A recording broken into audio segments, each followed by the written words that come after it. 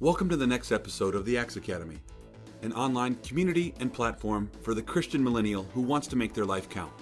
We sharpen your life in 7 areas, and like we always say, let's keep swinging away. The table is under attack.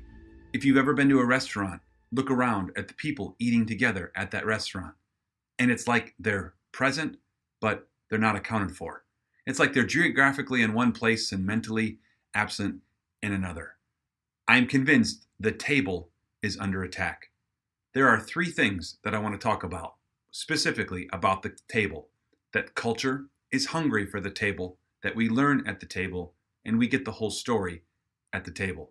I'm also convinced that there's one force that wants to erode this sacred art of eating together called our phone, or why I think it's more like the Tower of Babel. As Neil Sedaka said, lunch will keep us together. I am so excited what's happening at the Axe Academy right now. This last month, we had our first ever virtual Axe training session.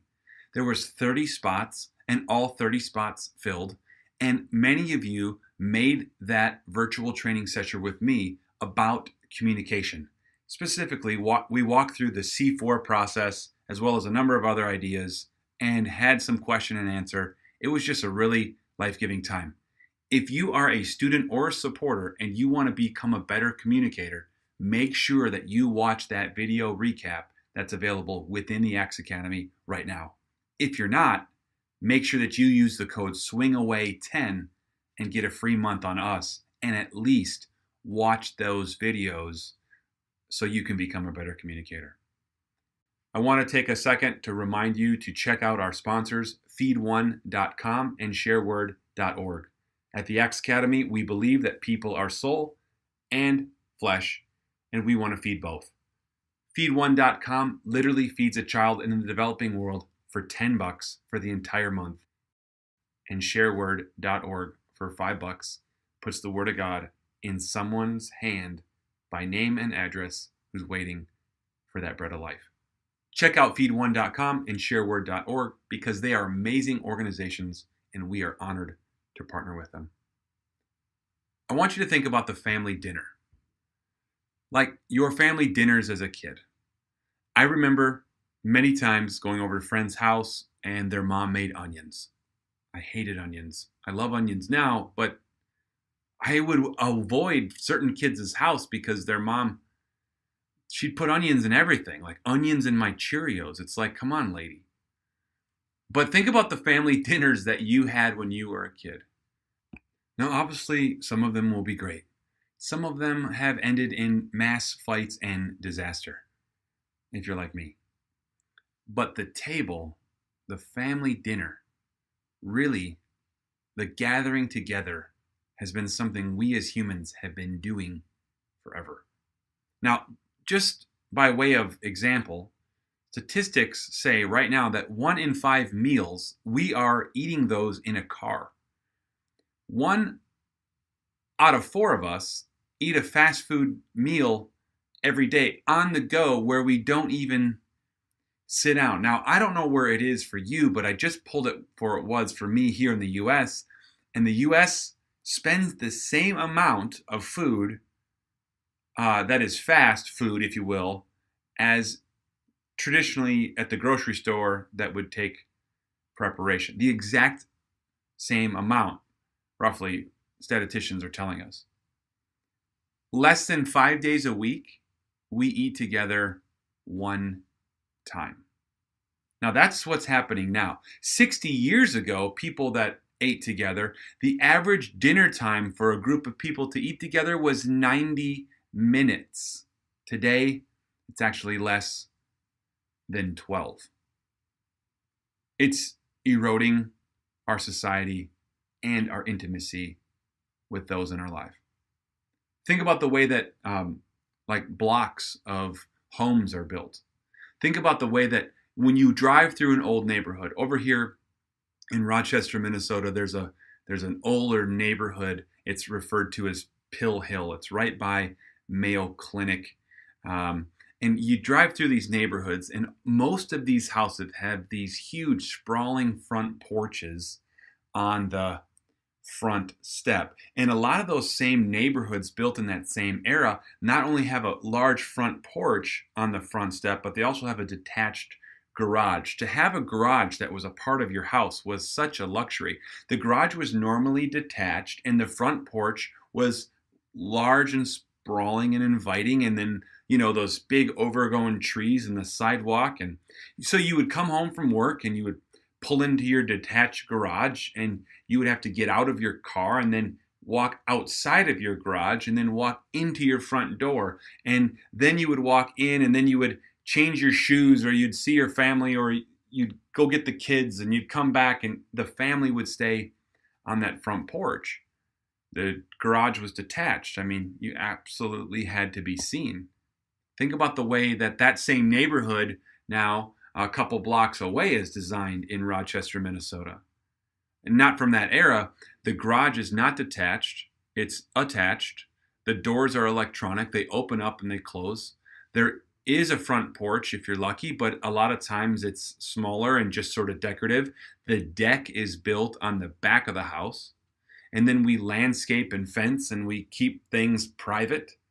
And we drive into the front of our garage. The door comes down. We go into our house from another entrance. We never go outside on the front porch. You can even see how this has changed the way that we build homes. And so this table from 90 minutes to 12 minutes is left in that way. This convinces me of a couple things. That people, community, is hungry for table.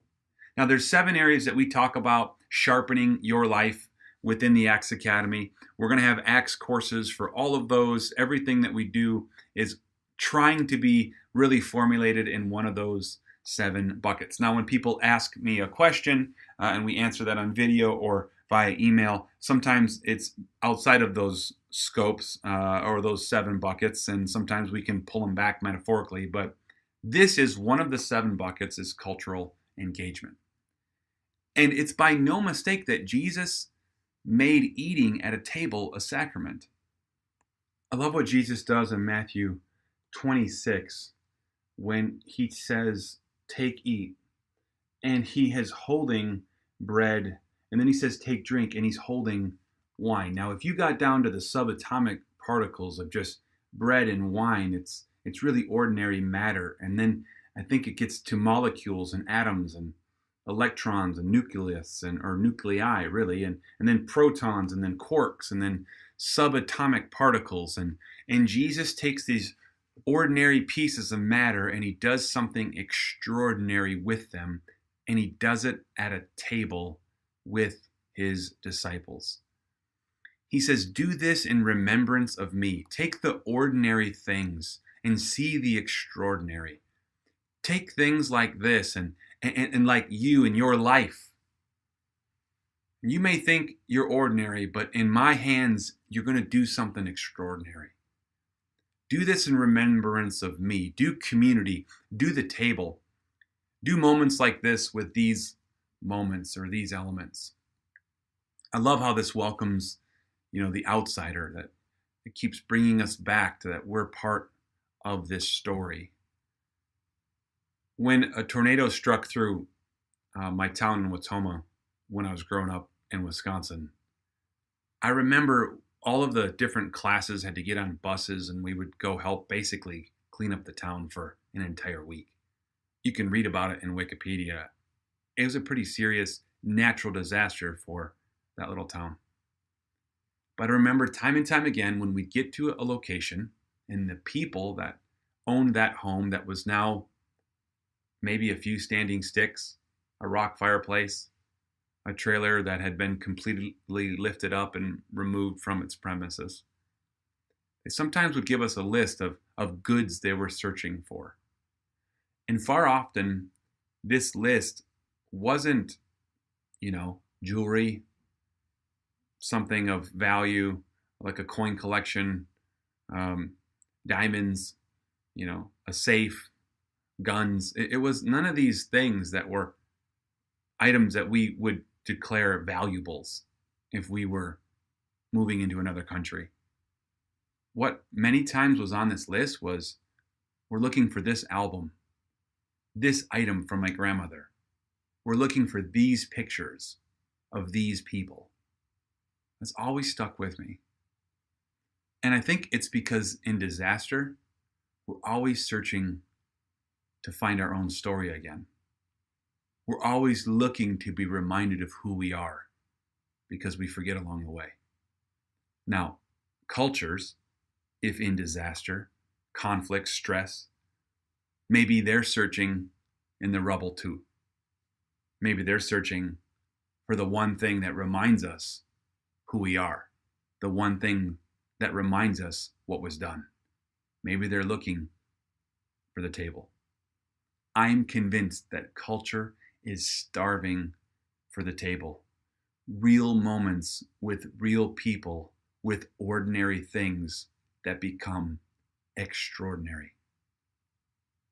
Number 2, I think we learn around the table. Now, we've been eating together, as I said, for a long time, especially around fire. And if I ever built a house, I'm building a circular fireplace in a dining room, and we will eat around this fire as a family and with loved ones and guests in our home. It'll be like a cauldron in the middle at like Disney, but we're not going to be making, some sort of witch's brew. We'll probably be making like Marie Callender's chicken pot pies. I love those dumb things.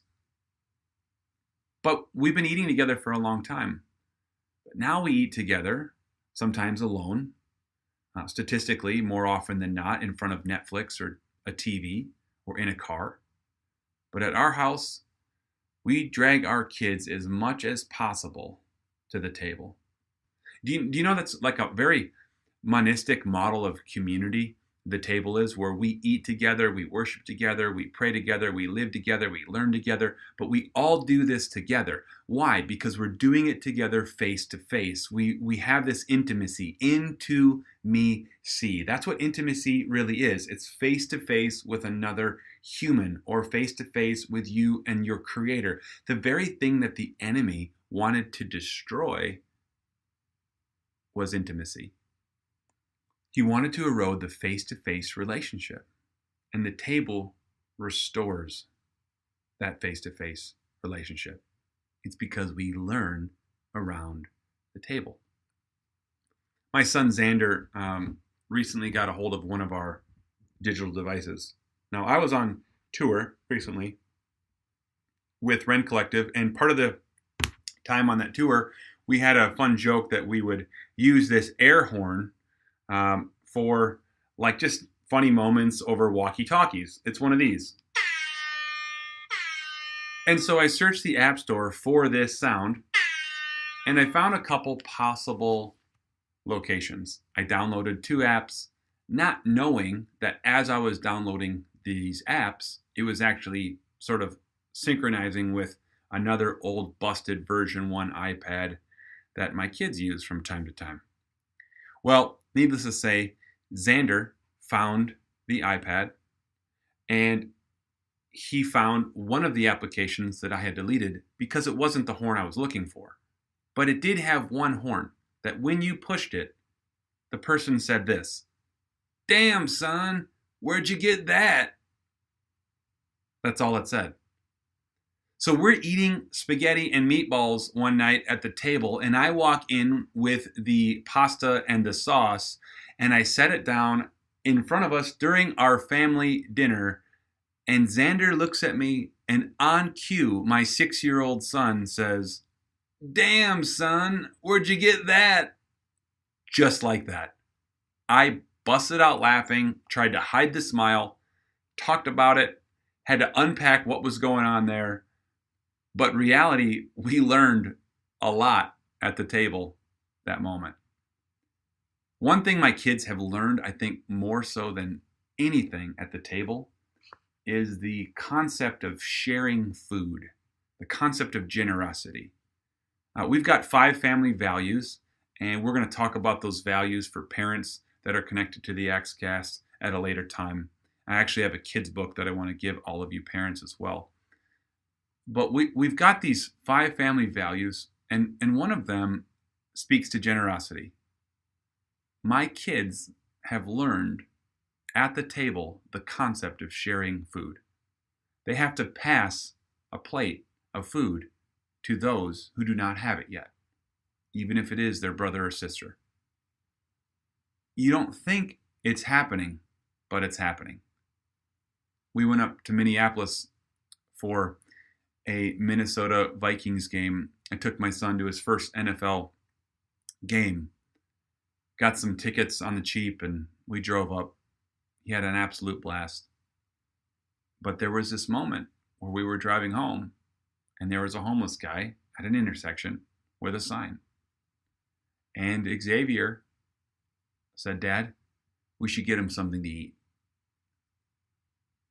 I'm tired, it's late, but McDonald's or Burger King wasn't that far away. I don't remember which. I just remember giving those burgers to my son and my son inviting that man to the table." We learn at the table. Number 3, we get the whole story at the table. I think when you're in intimacy, face to face, around a meal with people, I think life has a way of giving us these bite-sized fragments in small little bits of text that we get. It's like we experience life 140 or now 280 characters at a time, but the whole story matters. And we focus on these little moments to piecemeal like the whole story, and that sometimes can be hard, especially when we're dealing with our loved ones. Let me give you an example. I love Leonard Sweet's example. He challenged me to recite John 3:16. I said, sure, John 3:16, here you go. And how about John 3:15 or 3:14 or 3:17? What story is that verse a part of? And we suffer from this idea of having the small, mark or text message or verse or just the bit of the whole story. And your kids and our families and our loved ones and our significant others, a lot of times we text each other the part of our life, but the table gives us a chance to reveal the rest of our life. We get the whole story at the table. We learn around the table. And I think culture is starving for the table.